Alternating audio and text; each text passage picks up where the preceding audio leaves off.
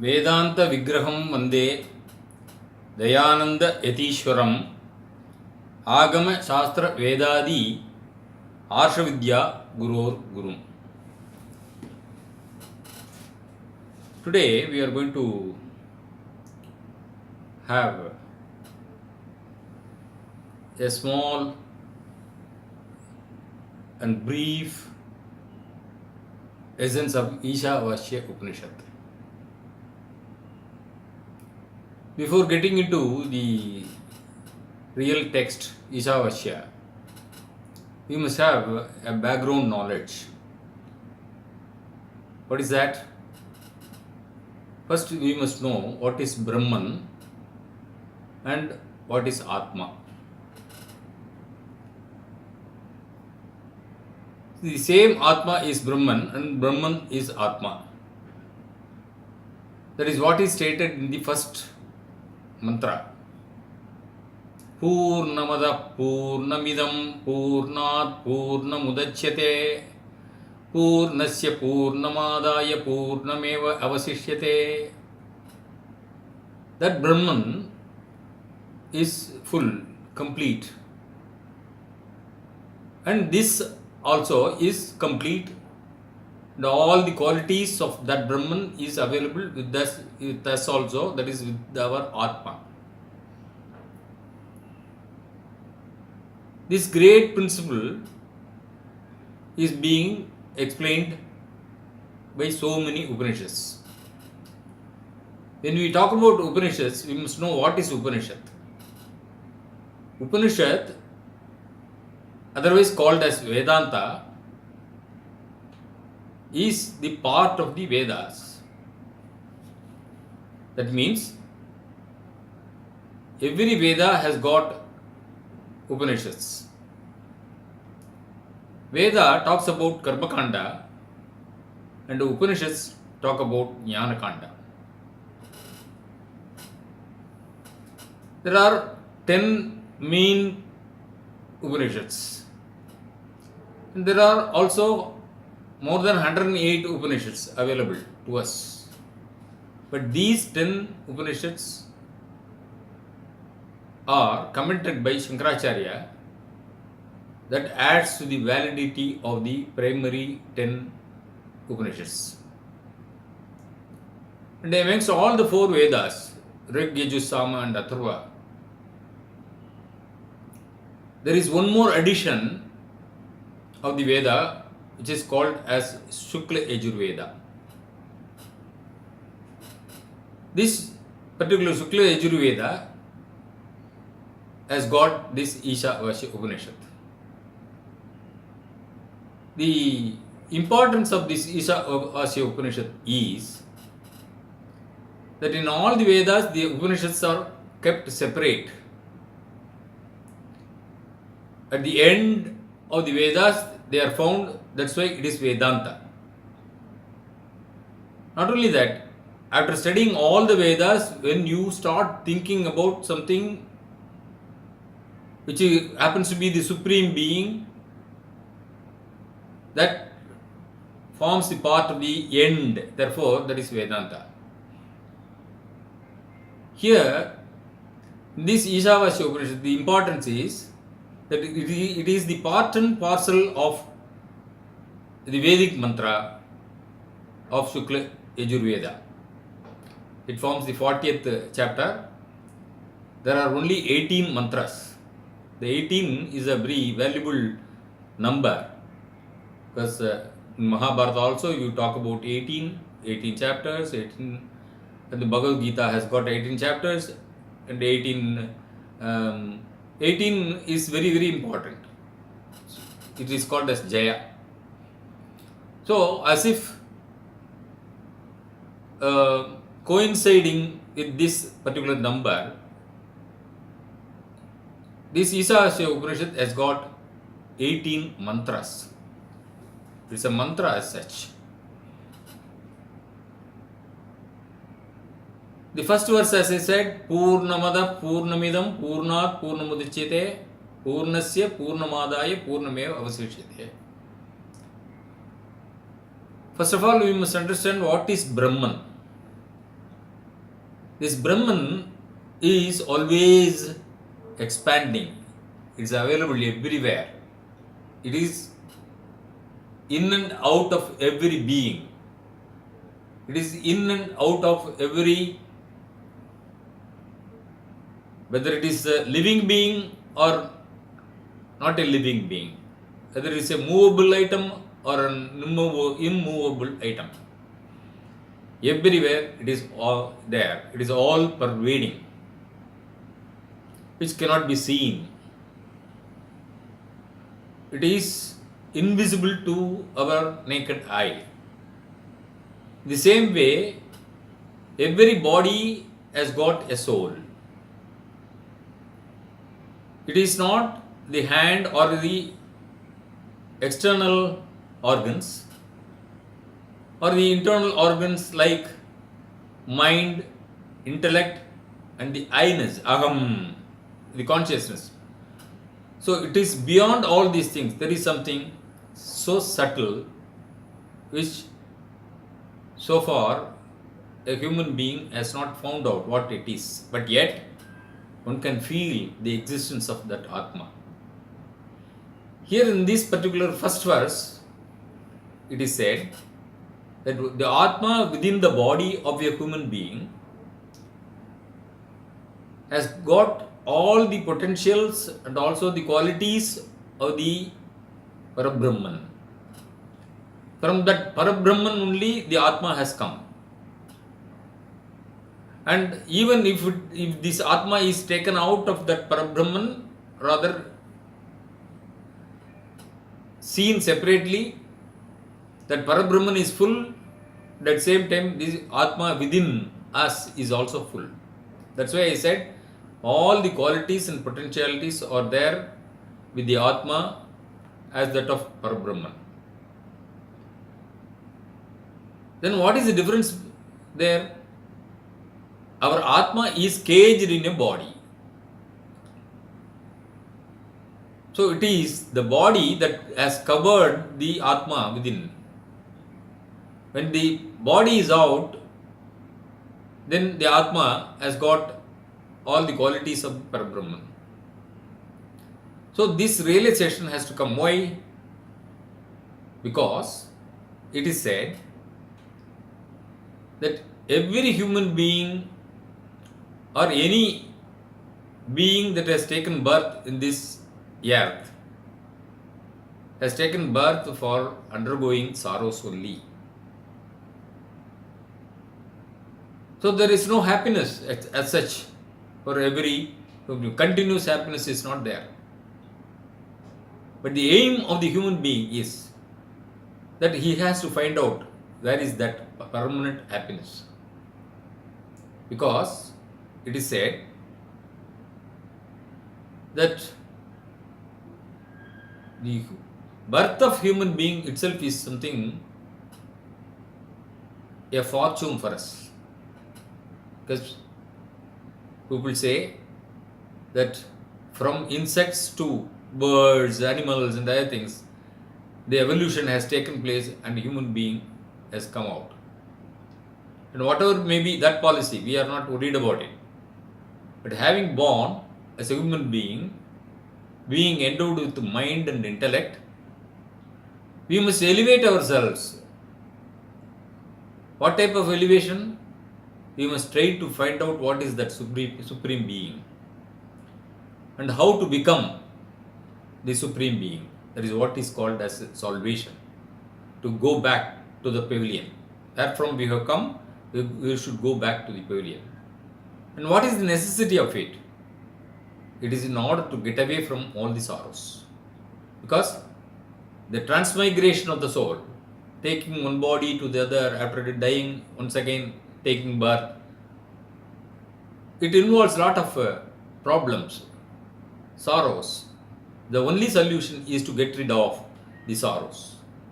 That means you will have to get liberated from taking birth. That is what is liberation, that is what is salvation. Here, there are certain methods, easy methods are suggested in this Isa-vasya Upanishad. It says, Isavasyam idagam sarvam itkincha jagatyam jagat tena tyaktena bhunjita magrita kasyasid danam.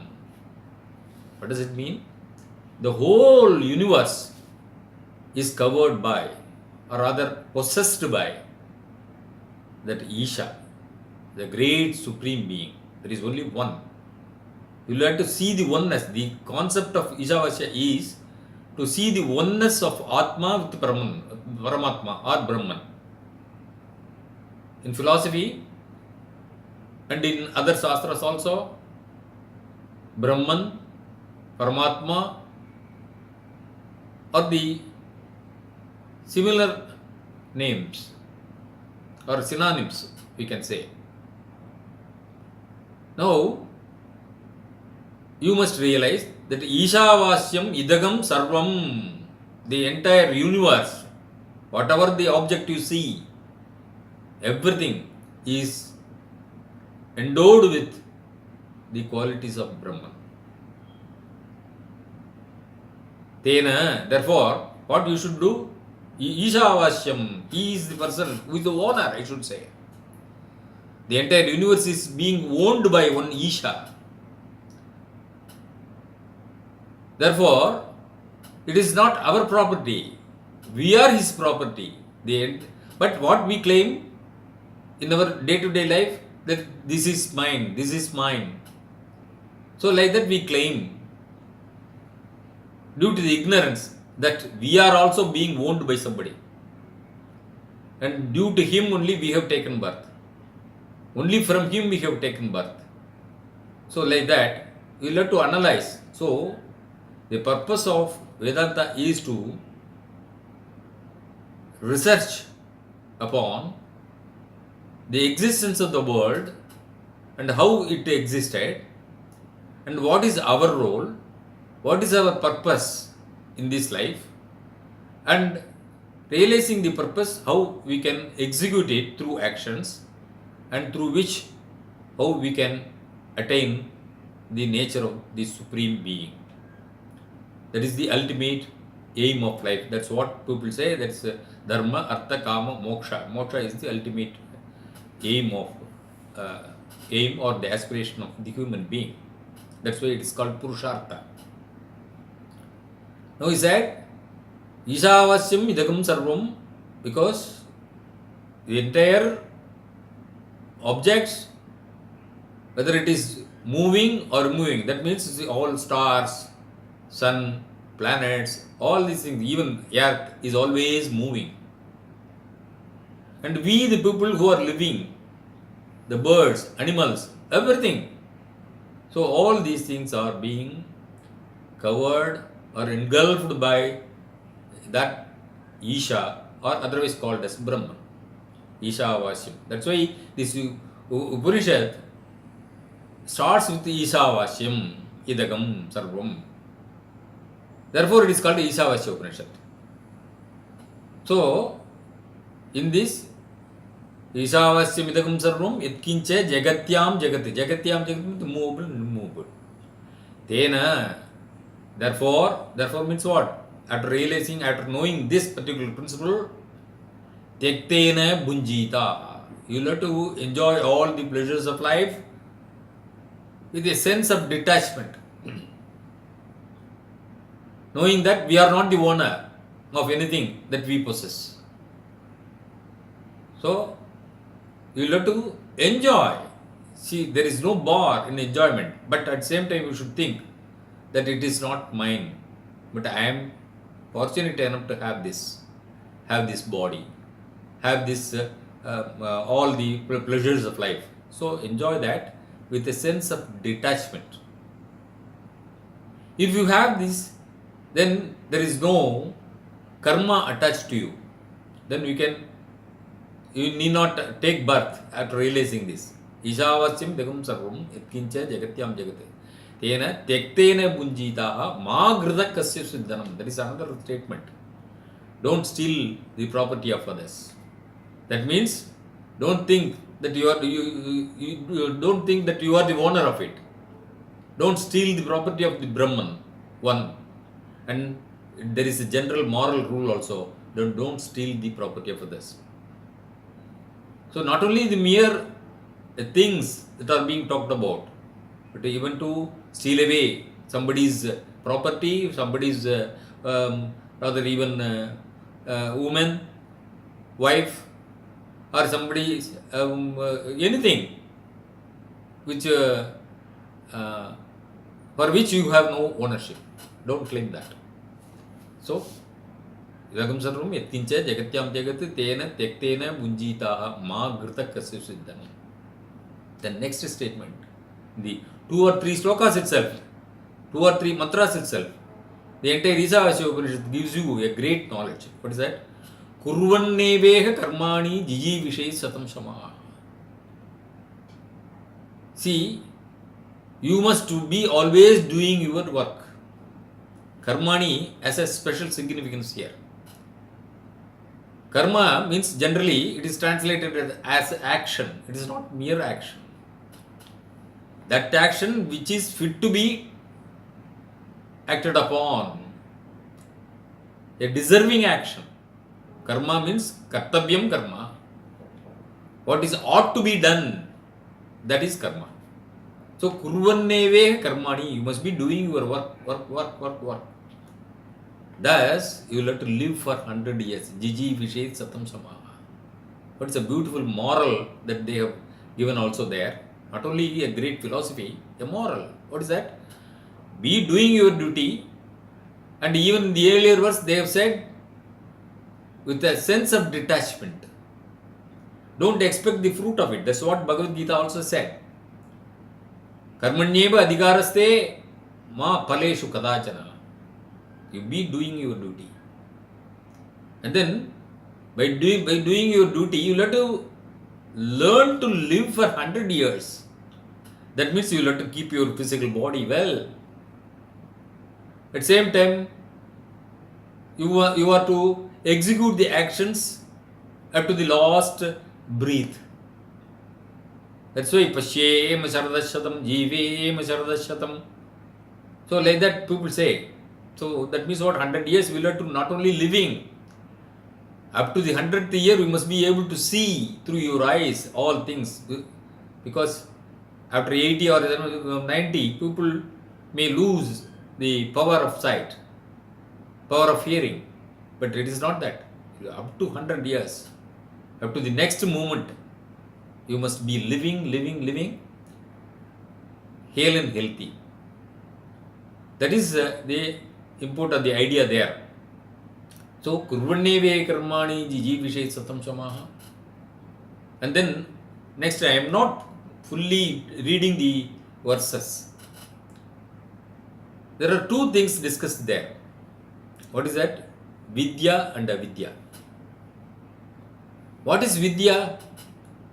Vidya means the learning that we have got for the sake of living in this world, in order to earn and then spend our life happily.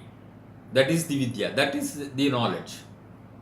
Generally, we can say that anybody who reads some chemistry book, he becomes he makes a profession out of chemistry, out of any other subject for that matter. But that is avidya. That is avidya. Vidya means the spiritual knowledge. What is that spiritual knowledge? To know about the spirit. What is that spirit? Not in the sense of ordinary sense. The spirit is nothing but Atma. We must know what is Atma. It is not mind. It is not the external organs. It is not the internal organs. It is not the body. It is not the mind. It is not the intellect. It is not the I-ness, as I said. Then what is that? That which possesses all these things. It says that it is my mind. Something is claiming that it is my mind. It is my intellect. What is that? That is Atma. So that Atma has to join with the Paramatma. That is the ultimate aim. That is what is expanded as Advaita.